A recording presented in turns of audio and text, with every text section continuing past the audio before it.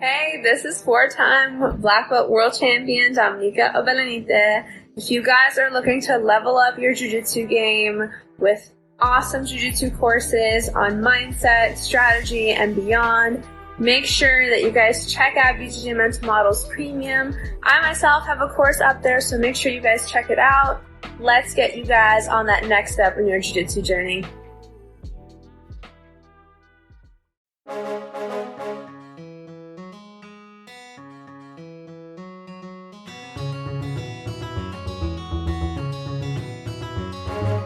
Hey, welcome to BJJ Mental Models, episode 222. I'm Steve Kwan. BJJ Mental Models is your guide to a conceptual and intelligent jiu-jitsu approach. And today, happy to be joined by Eli Knight. How's it going, Eli? I'm doing great. How are you doing? I'm doing good too. And I should probably clarify, you are Eli Knight as opposed to WWE professional wrestler LA Knight. That's the person I was really trying to book, but you know. Yeah, hey, I think we can make this work anyway. I'm glad to talk about pro wrestling if you want me to. That's fine. It's funny, I'd never heard of that guy until you mentioned him. Then I looked him up, and I actually thought that I had a decent pro wrestling knowledge, but I guess he's a little more current of one, so I wasn't aware. Well, hey, you know, if there's one thing that I want to do here, it's help educate people about jiu-jitsu. But if there's two things I want to do, it's also educate people about professional wrestling, the real sport of kings, the real grappling art that matters. But you know, we can talk jiu-jitsu today if you prefer. No, I'm good either way, man. I support it. Well, hey, you know, on the topic of techniques that are maybe a little bit off the beaten path, we'd be talking about things we could discuss today, and you talked about compression locks. Now, I love this topic, but maybe before we launch into that, why didn't you just do a quick intro? I mean, you're a pretty well-known guy. I think most of our listeners know who you are, but just in case you got any new fans out there, do you want to quickly run down who you are, where you train, and what you do? Yeah, absolutely. My name is Eli Knight, and I've been doing jiu-jitsu for like 28 years. It's going on 30, whatever it is. After a while, you just quit counting. Then I just recently got my third degree on my black belt from Royce Gracie. All my rank has come through his lineage directly from him. A year ago, I moved to Charlotte, North Carolina. I lived my entire life prior to that in Kentucky. So I live and teach in Charlotte now at a place called Fit to Fight. And so now I'm a Charlottonian or whatever you call them. And then I travel around a whole lot teaching seminars in addition to teaching my classes. And I'm probably most known for my social media presence on YouTube primarily, but you know, also Instagram and all the other socials. And I've got quite a few instructionals out there with BJJ Fanatics, Jiu Jitsu X, and then I have other instructional resources on Patreon. So that's pretty much me. Awesome. And as we always do, when we get to the end of this, we'll go through and we'll plug that stuff. And I'll also make sure that there are some easy links that people can use to click and follow that stuff. But before we get into that, the topic du jour, you had mentioned that you've got some upcoming work on compression locks. And like I said earlier, I'm very excited about this conversation. But why don't you quickly just explain, you know, how this came about, why compression locks, and what those mean to you? How do you define exactly what a compression lock is? Well, okay, yeah, that's a couple of good questions there. Full disclosure, I selected this to be my most recent instructional because there was not an instructional in the BJJ Fanatics catalog on this topic. So and it was one of the top, probably 3 to 5 topics I was thinking about filming on. The one that I was really going for was going to be was crucifix, but then I looked at who had crucifix instructionals on BJJ Fanatics, and I was like, yeah, I don't want to compete in that. So, because it was like Marcelo and Barrett Yoshida and guys. So, but compression locks have always been something that I like a whole lot. And I think that, you know, using that term, it gets a little clouded sometimes. It's an umbrella term to describe.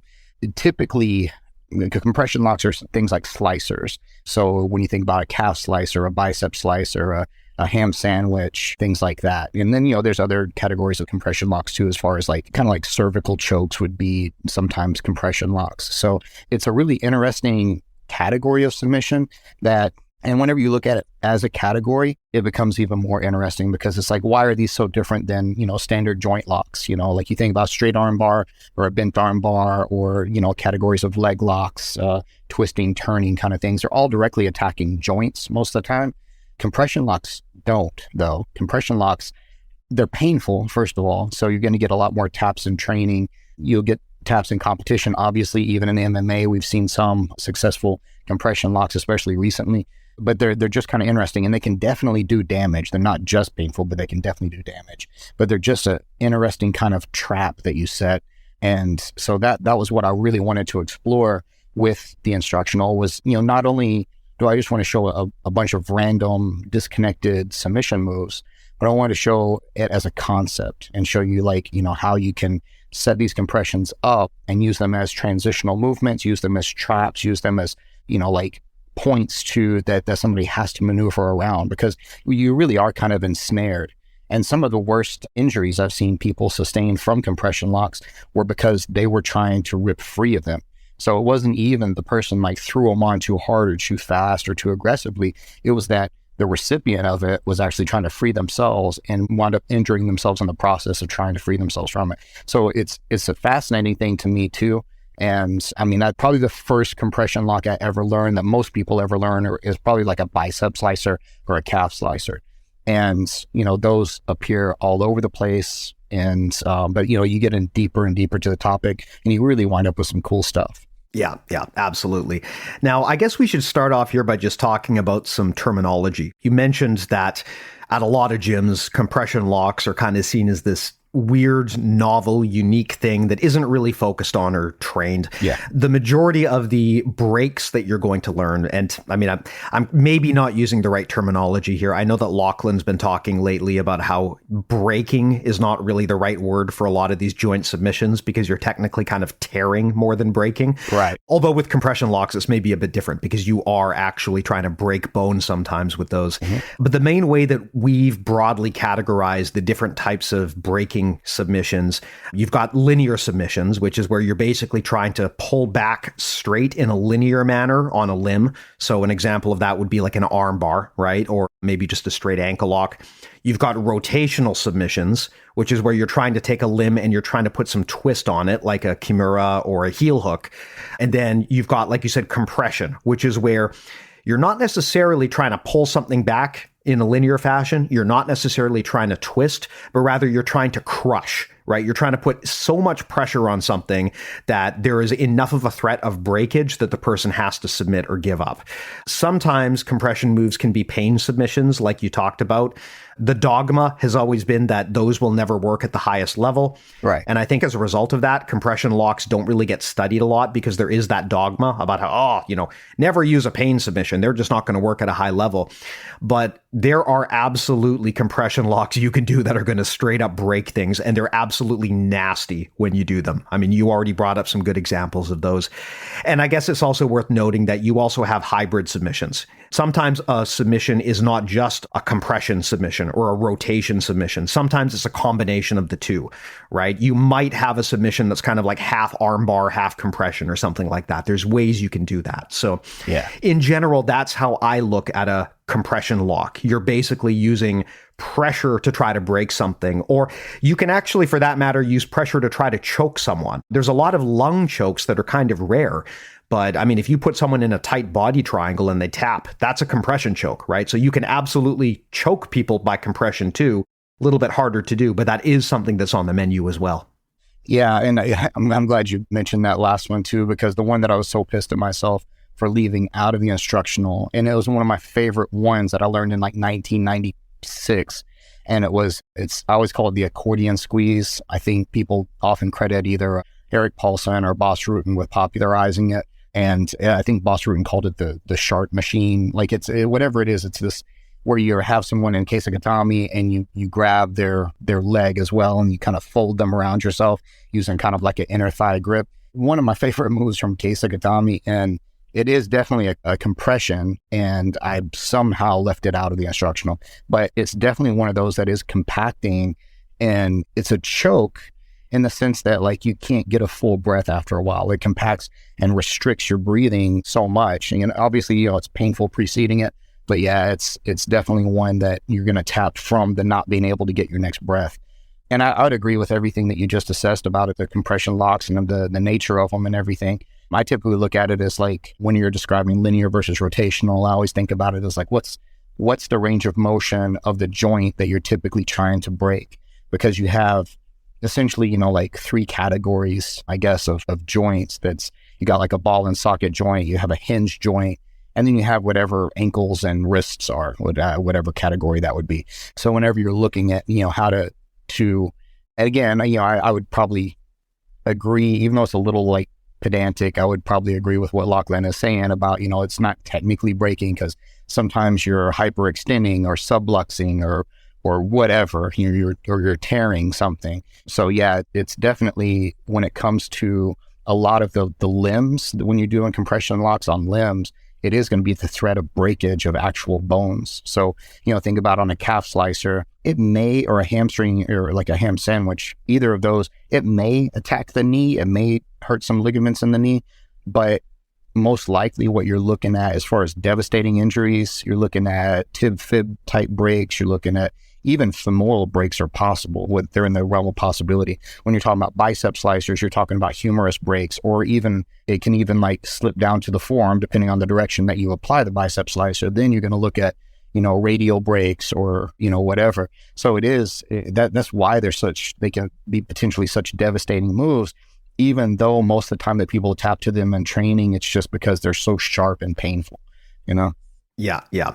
Now, I want to expand upon this a little bit because you've touched on this a few times about how compression locks sometimes get this reputation as being a pain-based submission. You're right. Now, there's a lot of dogma around compression locks because, we talked about this earlier. A lot of people will say, you won't see that at the highest level, or it's a pain submission. It's not going to work outside of the training room.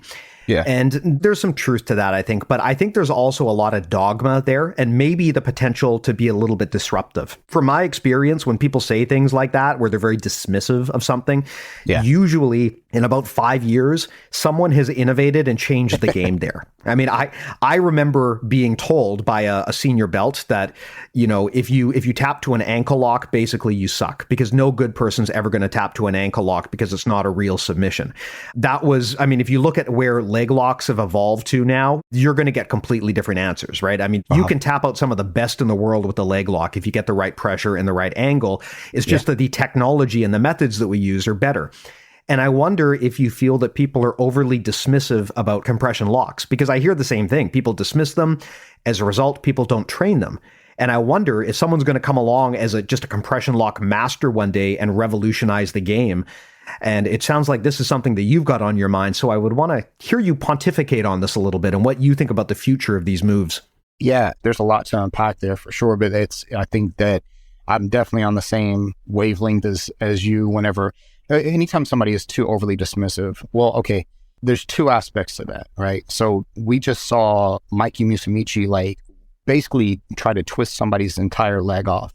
Something that anyone would have tapped to with that, wanted to preserve their ability to walk, And then we saw the guy just refuse to tap and just let his leg get shredded. Same thing with Vinny Magalhaes versus Craig Jones. It's like sometimes people won't tap to these so-called legitimate submissions. Dudes may get their arm broken in an EBI overtime just so that they can win on ride time. I always recall the Temi Musumeci versus Michelle Nicolini match, where she got her arm just completely flamingo legged and it's completely hyperextended 90 degrees the wrong way in an arm bar, and she kept on fighting, to the end of the match. So, there's that aspect of it too. On the other end of the spectrum, it's like, well, okay, so what's a legitimate submission? Okay, it's something that is likely to make somebody tap out of fear of, preserving their limb or body health, right?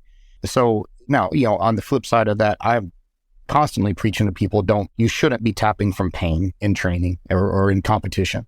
Like pain taps, if it's just pain with no threat of injury, you shouldn't tap from that. But what does the pain represent? That's what you should be tapping from, right? If the pain is a signal that, my arm's going to get broken, I'm going to fall asleep, my leg's going to get broken, that's what you tap from. If you're tapping because, this doesn't feel good, then you're probably a very low level, competitor or practitioner. So, that's the other aspect of it as well. Now, and again, I think that people who are overly dismissive of certain submissions, when they're provable to be effective, it's probably just a sign of their experience with that particular submission or their inexperience with it. So yeah, I mean, back in the day, there was a lot of things that you would say, you're not going to tap anybody at high level with this, right? You're not going to tap anybody from, just like what do they call it, like a mother's milk type of submission. But then, you see Gordon Ryan essentially tapping people just from top pressure, and the people he's tapping aren't any slouches. They're not white and blue belts. These are high level black belt competitors. So, there is a time and a place, and there is like that evolutionary process behind people just becoming more adept at the application of a submission and an understanding of how to apply that submission that, changes the dynamic and the dogma surrounding it, saying whether it's going to be valid or not valid. The foot locks, ankle locks, leg locks, period, were stigmatized for a long time in Brazilian Jiu-Jitsu as being, even if they weren't, stigmatized as being ineffective, they were stigmatized as being just lowly. Like there was this air about them that you were, it's like almost cheating, like you shouldn't do those because it's disrespectful, just whatever it was. And, that narrative has been completely wiped out in this day and age. And that's just how things go. I think that if you're going to be dismissive about topics like that, about techniques and things like that, then it's probably going to be to your own detriment, because something's going to have its day in the sun for sure. Yeah. And I love that you brought this up, this dogma that can sometimes surround certain techniques where they're looked at as low class or not being correct jiu-jitsu. I mean, my thought is always, when you hear people say that about something, you should probably start studying that thing right away, because if people out there have such a low opinion of something that is actually legal, if they have such a low opinion of it that they won't even study it, then there's the possibility that by studying it, you can give yourself a massive asymmetric advantage over them. Leg locks are the perfect example of this, right? For years, leg locks were looked at as ineffective or low class. And as a result, people just didn't study them. And all it takes is a somewhat competent leg locker to come around and just run a shop on these people for them to kind of understand that, we made a serious lapse in judgment. And with compression locks, it is very much the same. I mean, yes, it's true that you don't see people tearing it up at high levels, winning with slicers very often, but the narrative in the training room is often that, these things, they're not high percentage or they don't work. As a result, they don't get studied. And as a result, it becomes a self-fulfilling prophecy. But man, if you do get really good at these things and you're training or you're competing against people who don't practice the defenses to this stuff because they don't think these moves are effective, you can catch a lot of people sleeping. And I mean, that's a great way to beat people that you otherwise might not normally be able to beat, right? If you can find a hole in their defense, it doesn't matter how good they are or how much better they are than you, because all it takes is one effective submission to tap them out. Oh, absolutely. I think that's definitely a big thing there. And that's why it's such a disservice for anybody to be dismissive about anything like that. It's just, and it really at the root of the argument, it's really silly. And it makes you question what it is that they're really being, dogmatic against. I've caught people that I don't think I should have caught, like with certain techniques. And it wasn't because it was just a trick. It wasn't, it wasn't a fluke necessarily. I set the technique up with intention, but it was just something that they had a lack of familiarity with, and so that's oftentimes is how you're going to catch people. I mean, I always think about baseball bat chokes and loop chokes. Those are probably the chokes that put people out more than any other choke, I would say. And like in training, especially, not even in competition, but in training. And oftentimes it's because those chokes can violate the mantra of position before submission. So you're passing somebody's guard, you get this baseball bat choke or loop choke slammed on you, and you're like, well, I'm passing guard. I've got to stay committed to this route that I'm on because it's the right thing to do. And then what happens? You make it all the way to side control or sometimes all the way to mount, and you're asleep. So it's like, it's happened to me on both ends. I've put people out like that, and I've been put out like that. And so, it's just one of those things. When you sleep on a submission like that a lot of the time, when you devalue it and you say, well, I'm not worried about that, because whatever. I mean, if you watch only the Meow Brothers, you would assume that toe holds just don't work, right? Because they will never tap to a toe hold. Their foot will get bent in the most unnatural of directions, and they'll never tap to it. And it's partly because their flexibility in their feet, partly just because they're not feeling it. They've been there too many times, whatever. Now you put me in a toe hold and I'm going to tap to it. You put most people in a sufficient good toe hold. I mean, Gordon Ryan just got his foot broken with a toe hold. So it's like, there's, I think that it's silly and, for lack of a better word, ignorant to sleep on a lot of submissions. Yeah. Toe holds are, to me, one of the scariest submissions in all of jiu-jitsu. I mean, there's a lot of submissions that can really get you hurt, but with toe holds, the damage is so significant and it comes on so fast. Like, wow. I will tap to the idea of a toe hold.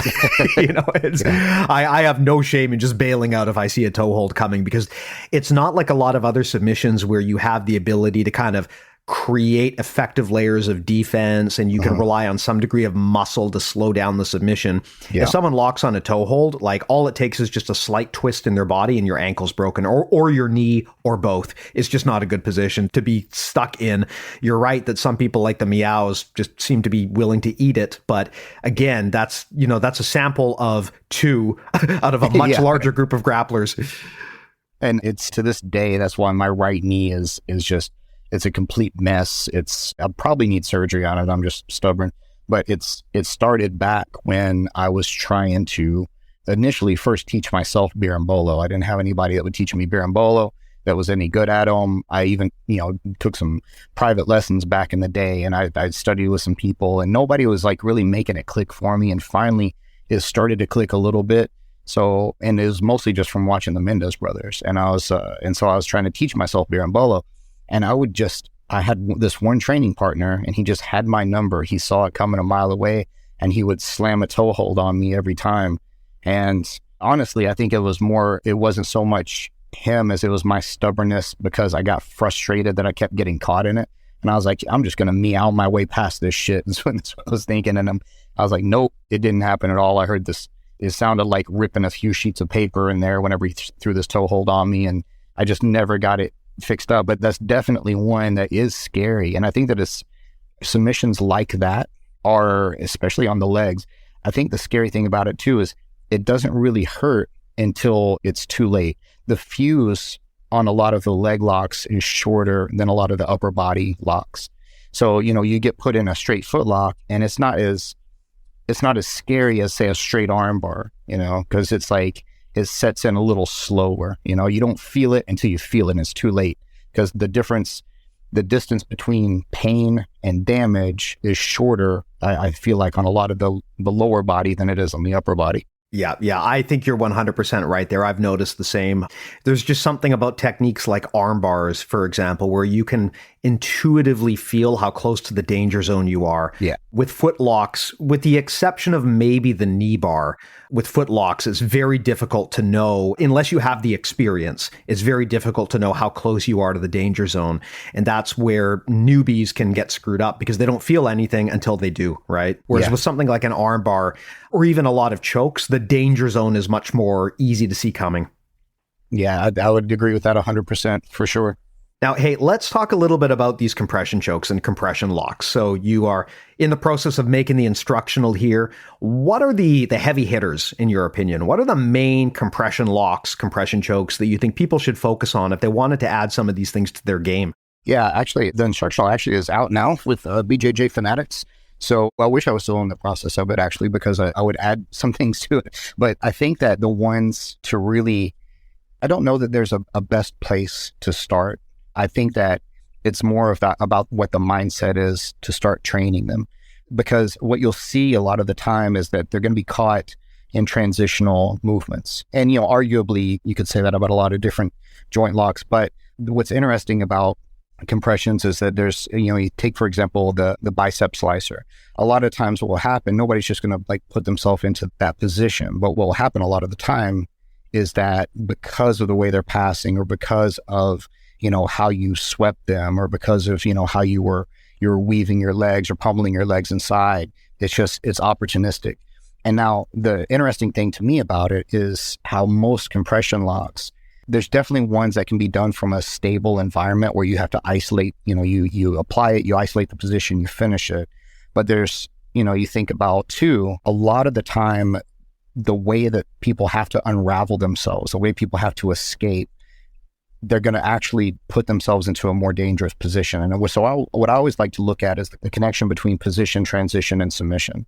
So, and how these all kind of intertwine. And oftentimes, like what you'll see in like a lot of submissions is the way that people go to escape that's gonna subsequently that's gonna show you what your next transitional movement should be to your next position or into another submission. So sometimes that's how you chain together transitional movements or submission to submission to submission.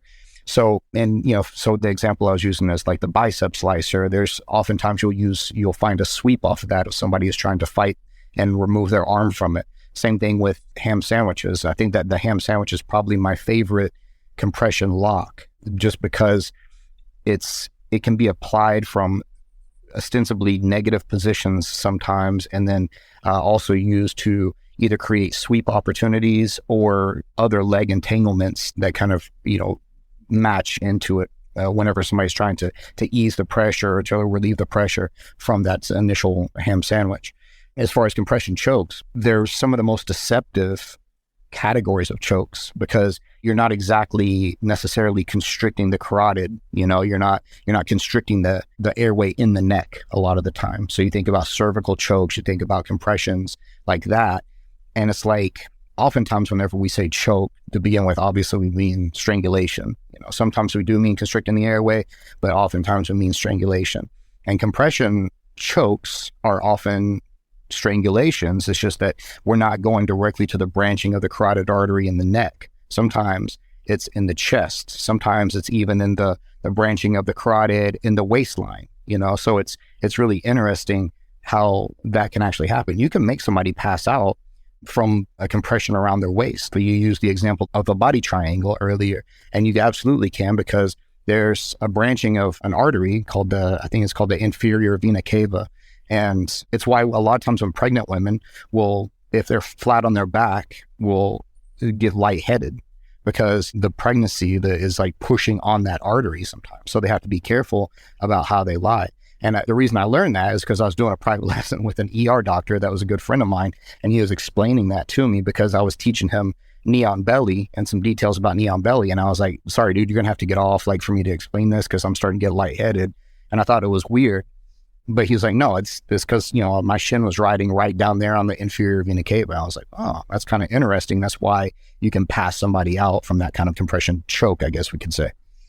Yeah. I mean, we talked about the different types of breaks. You've got similar things with the different types of ways that you can choke someone. And, you already brought this up, that we call things chokes in jiu-jitsu, whereas for a lot of them, calling them a strangle is probably more accurate. You've got the kind of traditional blood choke or blood strangle, which is where you cut off blood to the brain by putting pressure on the carotid arteries. That's what and again, this is another example of where the dogma gets in the way. People often look at blood chokes as quote unquote clean chokes. Right. And the implication there is, when people say that, the implication is that if you're using a different choking mechanism, there's something dirty or wrong that you're doing, which I think is nonsense. Yeah. But the other option, of course, there's the air choke, the windpipe choke, where you basically compress the trachea or the windpipe and you try to prevent the person from breathing, which works as well. But then there's also the lung choke, the body compression choke, where you put so much pressure on their torso that they can't either, like you talked about, in some situations, you can actually block blood flow. But failing that, just by compressing the lungs enough, you can make breathing such a struggle that the person can't get their oxygen. Now, that might not be as fast a submission as doing a carotid choke, but it's still just as viable. And of course, the other thing to bring up too is, like we talked about before, you can combine these. There's no rule saying that the type of choke you're doing has to just be one. Sometimes you can combine the mechanics together. And often if you can do that, if you can do a submission that has multiple different breaking or choking mechanics in one, it's probably going to be a lot more effective. So I think this is an area where people don't think enough about this stuff, about, how can I compress the person's lungs and cut off their oxygen supply?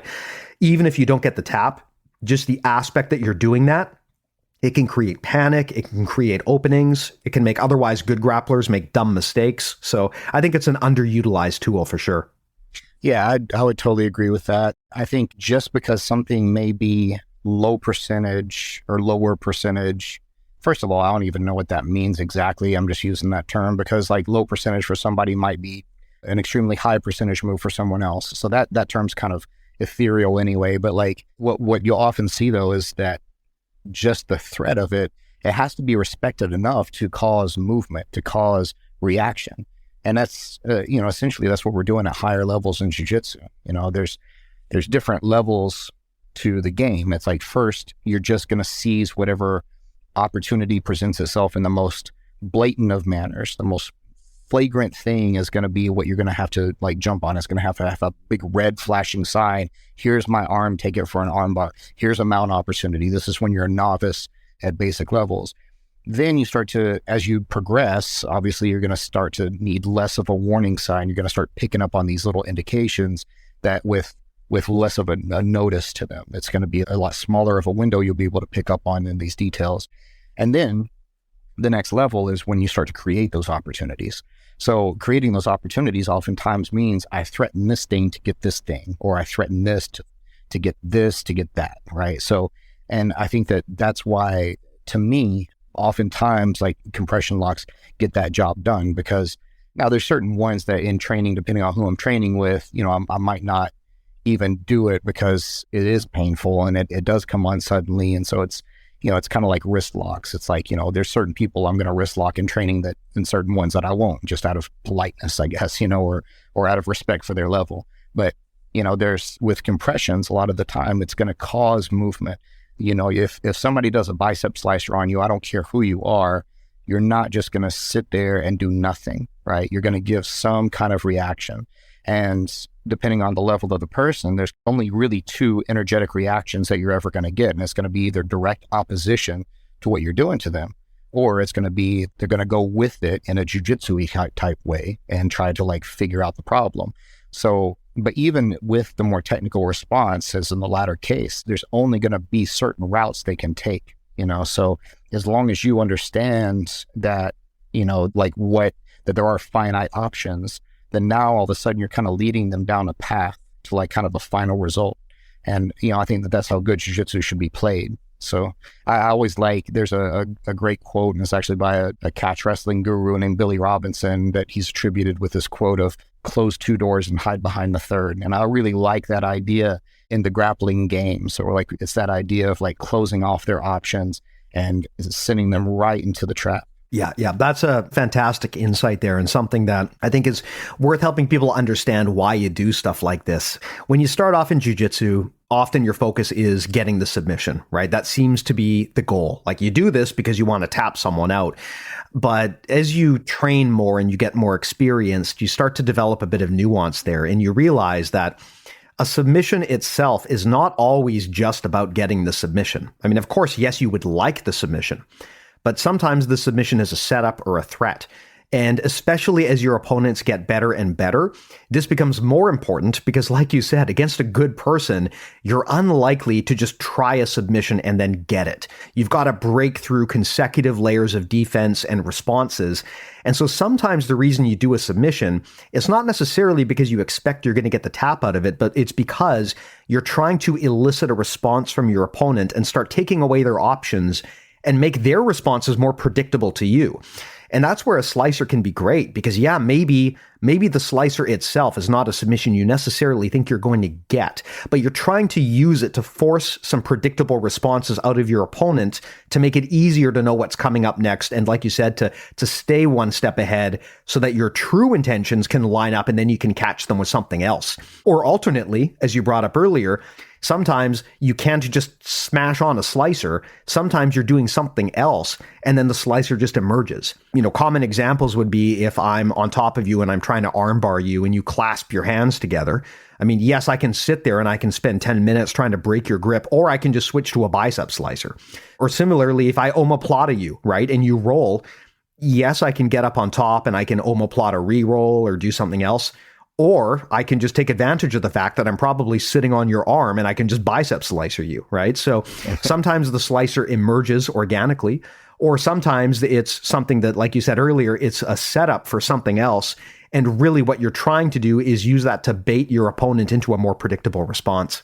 Yeah, absolutely. And I think that causing your opponent to be more predictable is a huge thing. I always talk about the idea of commitment. If you can get that person so committed that they become target fixated, then they become easier to predict. They're easier and easier to manipulate. That's been my running joke, is that it's my jiu-jitsu advice and my relationship advice, is that you get the person more committed and you can manipulate them easier, So it's like, but the idea behind it is that if I stay target fixated on something, then my actions are going to be easily predictable. I'd much rather defend myself against the guy who has his right arm cocked back, running from 10 feet away to hit me, than the staccato boxer with good footwork and head movement. Like one of those guys is going to be a lot harder to predict their behavior versus the other. So that's kind of the same concept, is that, if this person has a lot on their menu and they have a lot of options from the position that they're in, they're a much more dangerous person than if they're really struggling to just keep their head above water in a certain position that I've kind of trapped them into. Or if on the flip side, they might not even have to be in a bad position, they can be in a good position, but if they're hell-bent on one specific thing, then they're a lot easier to predict and a lot easier to theoretically defend against. Yeah. Now, hey, let's get into some specifics here. We've talked a lot about slicers, and these are probably one of the most obvious examples of a compression lock. You're literally the guy who made the instructional on this, so you're the first person I'd want to ask, what are some of the main details and main key concepts behind getting a slicer properly? I'm going to guess that for a lot of people in the audience, they've only studied these things in a very passing manner and probably don't really do them that often. So I would definitely want to hear from you. If you were to kind of give someone the executive summary of how slicers work, what are the most important things that you want to do if you want to play those moves effectively? That's a good question. I think that it will vary somewhat from technique to technique, but there are going to be certain things whenever it comes to an actual like limb compression. So in the example of either, let's say, a calf slicer, a ham sandwich, or a bicep slicer. And, there's other ones, there's like shoulder slicers, there's like other like weird things, but those are probably the three most common: calf slicer, ham sandwich, and then bicep slicer. Oftentimes what those are going to require, the direction of the limb that you're inserting is going to really matter a lot. So in most of those cases, you can use your forearm or you can use your shin. And typically what happens in a compression lock a lot of the time is it's going to be the bony part of your limb versus the meaty part of their limb. So, think about in a bicep slicer, it's going to be either my shin bone or it's going to be my forearm. Calf slicers, same thing. Hamstring or ham sandwiches, same thing. So getting the direction and the depth. So how far my limb is inserted toward their joint is going to also matter. If I'm shallow, then the pressure is not going to be as much. If I insert my shin deep into the crease of your elbow and then compress the limb around that, or deep into the area behind your knee for a calf slicer or hamstring slicer, then if it's deep enough, then once the compression sets in, the pain is going to be there sooner, and the separation of that joint potentially is going to be more threatening, and then because the pressure is building up, it's not just more painful, but it's also more of a threat on the weakest bone in that area.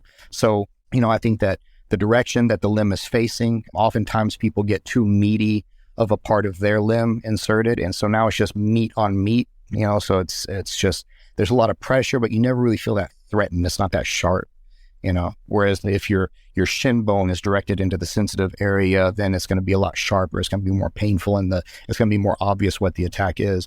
So, I would say that looking at that now, and then you have also think about in the category of like the bicep slicer from the standard arm bar that you mentioned a while ago, which is one of the most common tactics for breaking the grip. If you watch any EBI overtime, they're going to start in the spider web position. The person's going to have their hands clasped. And at some point, there's probably going to be an attempt at that pressurized break. They may not be hanging on to it for the pressure lock, but they're going to use it at least to break the grip. So in that case, again, if your forearm isn't pulled back tight enough and deep enough into the wedge of the elbow, then you're going to have a hard time finishing that lock, I think. And then, also the rotation will matter a lot of the time too. If I'm using my forearm for a bicep or forearm slicer, then whenever I insert that in deep and then I compress the limb around it, it's going to be flat at first, but the rotation and the upward direction or downward direction is going to determine a lot of that pain and a lot of the damage that will be done, because once it's compressed, then I'm creating the spacer that I have inserted, and I'm extending the area of that. So these are always such difficult things to describe in jiu-jitsu whenever you're just using verbal explanations of it without showing the demonstration. So it's kind of difficult, but that's basically where I would kind of start with it from a technical standpoint. Yeah, that's actually why I love the verbal definitions, because you have to kind of really back up and think about what you're saying, right? When you have the benefit of visuals, it's very easy to just say, here's what I'm doing, just copy me. But when you're using words, you're basically, you're literally going in blind, right? You have to back up your explanation to the point where it makes sense, even without the person being able to see you. And that can be very challenging to do, but it always results in interesting conversations, because everything kind of turns into more of a talk about concepts and strategy. And that's the kind of stuff that I always like to dig into.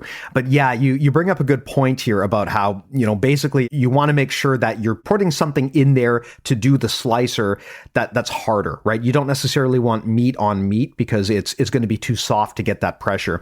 The way I often think of a slicer is it kind of reminds me of like a nutcracker, where you've basically got like a hinged joint.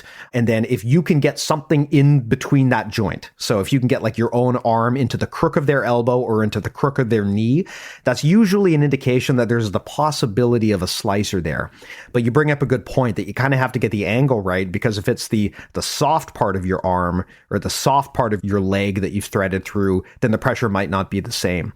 So I think that's a really good point. But yeah, that's what I always look for, is if I can get something into the crook of their elbow or their knee, like into the hinge, that's usually an indication that some sort of slicing pressure can be put on them. Yeah, absolutely. I think that's right on the money. And it's an interesting way to look at it too, because when you start recognizing those moments of opportunity, that's, I think, whenever your lens is really starting to develop, and that's going to, ultimately, I think it's going to have a perspective shifting impact on your overall game, because now you have not only a new tool for the arsenal, you have a whole new concept, you have a whole new approach to certain things, and an aspect of the game that you maybe didn't have before, Yeah. Now, a question that I always like to ask when we get into these more technical discussions is there a consideration around rule set where you would play this strategy differently? So you already talked about EBI rules, but even just a broader conversation, are there any considerations regarding compression locks if you're talking about playing them, say, in the gi versus no gi versus MMA versus self-defense? I've always thought of compression locks like this as being something that are very similar across the board here. But I would want to hear your thoughts on this and whether you think maybe you have to play them differently depending on the rule set. Yeah, I think that the biggest determining factor, first of all, is it legal? Because I don't even remember right now with IBJJF, because I just, as years go by, I get more and more removed from IBJJF standards. But I don't remember what exactly the belt level is. I think for a while I think it's brown belt. I think it's brown. Yeah, that's what I was going to say. I believe that it's. I know for brown and black, it's pretty much fair game. Most compressions are on the table. But as long as, they don't reap and they don't, whatever. I think that as far as, considerations, actual rule sets about what level you're allowed to do them, if they're allowed at all, what I would say the biggest consideration would be is like gi versus no gi. Obviously, striking versus not striking, in the terms of MMA or combat jiu-jitsu, because, there are, certain things that are going to be opportunities for more exposure and more opportunity for compression locks to be applied. And like I said, there are going to be some that you are tied into it, because one of the issues with compression locks a lot of the time is that they often take multiple limbs, so whereas I'm usually going to take almost all my limbs to complete some kind of compression lock in most cases. So I'm going to be kind of tied up. So if there's striking involved, then that can be problematic depending on what position we begin and end in. Obviously, with the gi versus no gi, the idea of the friction that's involved, sometimes that can play into your favor, because it's going to be harder for the person just to slip out. But it can also, fight against you sometimes, because in the case of where we were talking about, you are trying to insert into wedges of the body, now there's more material. So that's going to that could possibly create an obstacle as far as the friction that's involved in it. And, so it becomes kind of interesting whenever the gi is involved, because it can enhance it, or it can be a detriment depending on what particular one you're going into. My favorite modality of all jiu-jitsu to this day is no gi grappling. I do like the striking considerations. I like everything from submission grappling, EBI or ADCC rule sets, to submission only. I like those kind of modalities better. I love combat jiu-jitsu modalities and MMA. But, so for those, I think that as long as you're not putting yourself into too much of a negative position whenever you're going into it and staying too committed to that particular limb and opening yourself up for, some kind of like impact attack from the other person, then, that would be a big thing to kind of watch for. Got it. Now, what about body type and body size? Do you think there's any considerations with compression locks where maybe they work better or worse for people with certain particular body types, or maybe they work better or worse depending on your opponent's body type? Would want to get your thoughts on that. Oh, absolutely. I think whenever you're going with somebody, if you just have an average body type, then, that's where a lot of jiu-jitsu is created. Everything changes depending on how long or short your limbs are, how big around your limbs are, how big around your trunk is, how much do you weigh, how short are you? So, that's the beauty of jiu-jitsu, is that everything can be modified to some degree to fit almost everybody. Now, I will say things like the accordion squeeze, the thigh master, whatever you want to call that kind of compression choke, for lack of a better word, from Case Katami that I was mentioning earlier. I think it's interesting because it typically works better on bigger people. Sometimes you get somebody that's just super skinny and wiry, and you can wrap them completely around your body and they're still able to function. They're still able to get breath, and, so you're not compacting because there's no mass there to compact. So a lot of times on bigger guys, that one actually works better. Things like bicep slicers, whenever, if you have massive calves or, massive limbs and you can't wedge what needs to be wedged into that limb to be able to apply the technique, then obviously that's going to be a problem. So, whether, depending on the amount of fat or muscle or lack thereof on a particular limb, it's going to be easier or harder to apply these. So size, like every other time, definitely matters. But, what you will see a lot of the time, though, it's a lot of these can still be applied and can still be modified. There are going to be weird ones, like on my instructional, I actually do several mentions about the Barada Plata and the Tariqa Plata, even though those aren't technically compressions. They're adjacent to the compression. So I like to show how a similar setup can be applied and then used for actual rotational attacks on joints, or it can be finished as a compression lock. So, but again, whenever you're applying those, you're not going to pull those off on somebody that weighs 350 pounds and they've got 25-inch arms. So it's just, you got to pick the right tool for the job. But I think that typically, there's I always look at what is the application for the widest variety types of bodies, and a lot of compression locks work really well in that environment. Yeah. I mean, because the compression locks work by, generally, if you're talking about a slicer, you're basically folding a limb over onto itself. Right. That mechanic is going to work pretty consistently regardless of body type and body size. If you're looking at certain types of chokes or certain types of other limb submissions, sometimes the length of their limbs versus the length of yours becomes a factor. But if you take someone's arm and you fold it over into a slicer position, it almost kind of doesn't really matter that much how big or how small they are, because the length of their limb doesn't really factor in, right? It's all about trapping something in the crook of their elbow or in the crook of their knee and applying braking pressure. And that's going to work, I think, pretty consistently, even if your opponent is a lot bigger or smaller than you. Yeah, I would definitely agree with that. And, that's the thing too. I think that, maybe there's a benefit to having that padding whenever you are talking about the most devastating injury that can occur from it is a break of the bone. Obviously, or not obviously, maybe that having more padding is going to potentially stave that off. But at the same time, we are talking about compression. So it's not only my limb versus your limb. It's my limb and your own limb versus your own limb. So it's an interesting kind of combination that way. Yeah. So one other thing I'd want to pick your brain on here. We mentioned earlier that with a lot of submissions, you can have different mechanics that make the submission work. So for example, you might have a move that is kind of like a combination of a linear break with a bit of rotation. And I'd mentioned that with compression, sometimes you can apply an aspect of compression to other submissions to make them more effective. So on this topic, one of my favorite examples would be the short arm bar. Basically, the variation of an arm bar where instead of grabbing their hand and holding onto it, you kind of try to tuck their hand into your own armpit. You do that and you can actually get a degree of compression power. And now the person has to think not just about, oh boy, what about my elbow joint? Now they also have to worry about a bone break, right? So you've taken a linear submission like an arm bar, and by tucking their arm into your armpit, you can actually get a degree of compression power as well. You could do the same thing with a knee bar, right? You can do a short knee bar where if you can get their foot into your armpit, it's a very, very different experience for the person than if you're just grabbing their foot with your hands.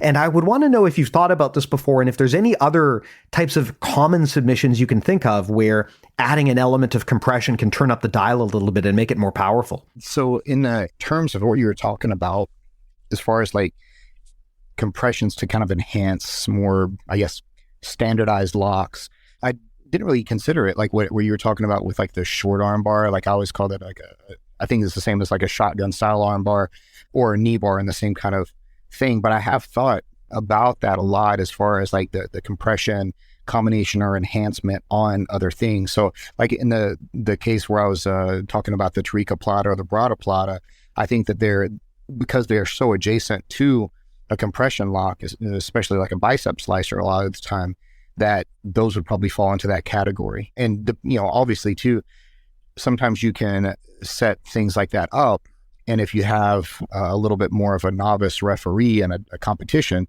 they may call you, if you're an underbelt, a white, blue, or purple, whenever you're setting up a Tariqa plata, which would be a legal submission because it's a shoulder attack, they may call you on it because it looks too much like a compression. So that's one of those where I think that it is an enhancement. And then you think about something like the genie style Kimura, like the Kimura where basically if you're from side control and you lace the arms all the way through and now you're using a folded arm around that arm lock. A lot of the time people are tapping from the pressure that it creates on the forearm versus the actual like shoulder attack of the Kimura. And it can be both. It can be either. It kind of depends on what they're going to tap from first and what the actual threat is. And, because it does have elements of both, now they do have to have multiple concerns about not only is this painful, but this is, and not only is it attacking my shoulder, but it's also kind of like a lot of pressure on my forearm. And I don't know if that's going to break before my shoulder gives way. So even on standard Americanas and Kimuras, a lot of the time, you think about those are supposed to be shoulder attacks because it's a rotational joint. You're attacking the ball and socket joint of the shoulder. Well, the problem a lot of the time is that the shoulder has a lot of muscle mass and the shoulders are really strong. It's the strongest part of the arm typically. So the thing that's going to give way, it's going to go down that kinetic chain. And usually the thing that's going to give way beforehand is it's going to probably break the humerus, which happens a lot of times in Americanas and Kimuras, which is a really disgusting and like tragic injury whenever that occurs. But it is an interesting thing to think about how compressions can actually compound different attacks on standardized submissions. I'm glad you brought that up because I actually love that variation of the Kimura where you basically, I think you called it the genie. Yeah. At our gym, it's funny. We call it the Jamericana because we've got a guy named Jeremy who kind of popularized that move in the gym. But it is basically where like you kind of like almost like cross your arms over the Kimura and you fold your whole body over top of it. And yeah, it adds that element of slicer pressure onto it too. I always love finding those moments of synergy where you figure out a way to apply multiple different breaking mechanics to the same submission or multiple different choking mechanics to the same choke. I mean, it feels to me like if there's a lot of things threatening the person at the same time, you're probably more likely to put them in danger with the submission and get the tap than if you're just relying on one mechanic to get the submission. So really cool conversation. But yeah, that was an awesome chat, man. Thanks so much for coming by. Before we tie this up, was there anything else you wanted to say on the topic of compression locks that we didn't talk about yet? No, man, we hit a lot of I think we covered a lot of conversation about it, and it's really fun for me to get into a deep dive about it because even though I've got all my own thoughts about it and I wind up teaching and I share thoughts and with training partners, and I get other people's inputs. It's nice to really have to sit down. And like you said, when we're dealing with strictly the verbal component of it, you really have to take like the 1,000-yard step back and really analyze things. That's part of why I like teaching so much, and why I teach the way that I teach, because I came up a lot of times under instructors who are just like, basically, do it like I do it. Like, this is how the move is, do it like this, and then showed me. And so, in today's like kind of environment, especially the degrees to which I operate in on social media a lot of the time or whatever, I'm having to really go into like the extreme detail of explaining how things operate. So I have to really examine things under the microscope. So these kind of conversations always will enhance my ability to not only convey the mechanics of the technique and detail that out, but also kind of like to get on the principle basis, which I think is the ultimate behind everything else. So I really appreciate the conversation, man. It was a great one. You too. I'm glad we were able to make it happen, and glad we were able to do it with such a cool topic. Now, we talked about this briefly at the beginning, but let's take this time to tell people where they can find you, where they can pick up those instructionals. If people want to check out your work, how do they go about doing that? Yeah, absolutely. My girlfriend's been getting on to me about not being better about plugging the things I actually pay. So my instructionals, BJJ Fanatics, that was my 7th instructional that I just filmed. So I've got a lot of really fun ones. Several of them are on self-defense topics, but several of them are on like more sporty things like this. And then my Patreon, I give away I'm a big oversharer. So I put a lot of stuff on my Patreon for just a few bucks a month if anybody wants to join that. My YouTube channel is probably where everybody knows me best from. So on all these different platforms, whether it's Instagram, YouTube, Patreon, whatever, it's always Knight Jiu-Jitsu, Knight Jiu-Jitsu. I've got a choke instructional with Jiu Jitsu X out there. So those are the main things. I'm probably forgetting. I've got a huge, robust, almost full curriculum kind of thing with the Budo Brothers called the Jiu Jitsu Deep Dive. So if you want to check that out, it's hours and hours of instruction on that can almost operate as a standalone curriculum for beginners to intermediate. Yeah, there's a lot of stuff out there, and I'm probably forgetting, but those are probably the main ones. Nice. Awesome. Well, as I always do, I'll put all of those links in the show notes. I know that if people are like me, they're probably commuting while listening to this, or they're on the bathroom or something. And so it can be a little bit hard to remember everything that was said. So what I'll do is in the show notes, I'll put links to your YouTube, your Instagram, your instructionals, your Patreon. So if anyone wants to check out Eli's stuff, just pop open your player, go to info or whatever it's called, and there should be a bunch of links there. One tap or one click should be all you need to find Eli. Should be an easy thing to do. You can give him a follow and support his work. And of course, in those notes, I'll also put a link to our stuff, as I always do. In case you don't know, pretty much everything we make, you can get on bjjmentalmodels.com. So really easy, one-stop shop to find everything. I'm presuming, again, that if you're listening to this, you probably are familiar with our podcast. It is, to the best of my knowledge, the most popular of its kind in the world. It's sort of hard to say, but that's what they tell me. Again, over 200 episodes of timeless educational content on there. Recommend you go check out the back catalog if you haven't already. That's also where our newsletter is. I really recommend you sign up to our newsletter if you haven't already. You can get that on the website too. And of course, that's where you can also sign up for our premium stuff. I mean, if you're plugging the paid services, how we pay the bills, everything that we have talked about so far is free. Our premium stuff is where you take it to the next level. Sign up for BJJ Mental Models Premium, and you basically get 3 main things. The first thing is you get our entire course library. There's over 50 hours of masterclass style, conversational style courses, kind of like what we do on the podcast, but much more structured with the goal of kind of taking you through a curriculum. So it's not just me. We've got some courses on there with great people like Rafael Lovato Jr., Claudio Doval, Margot Ciccarelli, John Thomas, big list of them. So it's a really awesome service. We also offer coaching. You sign up there, send us your rolling footage or your competition footage. We'll break it down. We got a really great team of black belts who do those reviews. I've mentioned over the last few episodes, but we just onboarded a whole bunch of new coaches, including Brianna St. Marie, Margot Ciccarelli, Amanda Bruce, Rachel Ranshaw, quite a few of them. So really awesome value for what you get. And then you also get an invite to our exclusive community, which is, as I've said before, one of actually the main reasons a lot of people sign up is just to get into the community. It is that useful. Again, there's a free trial. So if you don't believe me, easiest thing to do is just try it, see for yourself. If you don't like it, you don't have to pay a cent. Again, you can get all of that at bjjmentalmodels.com or just check the link in the show notes. But Eli, man, great chat. I really enjoyed this one. I love these nuts and bolts conversations, especially on topics that people honestly don't talk enough about. So, man, I can't thank you enough for making the time and having this chat with us here today. Yeah, it was an absolute pleasure, man. I really enjoyed it, and I really appreciate you having me on. Thank you. Thanks, man. And thanks to the listeners, too. Really do appreciate the time that you spend with us here every week. We'll talk to you next time. See you soon.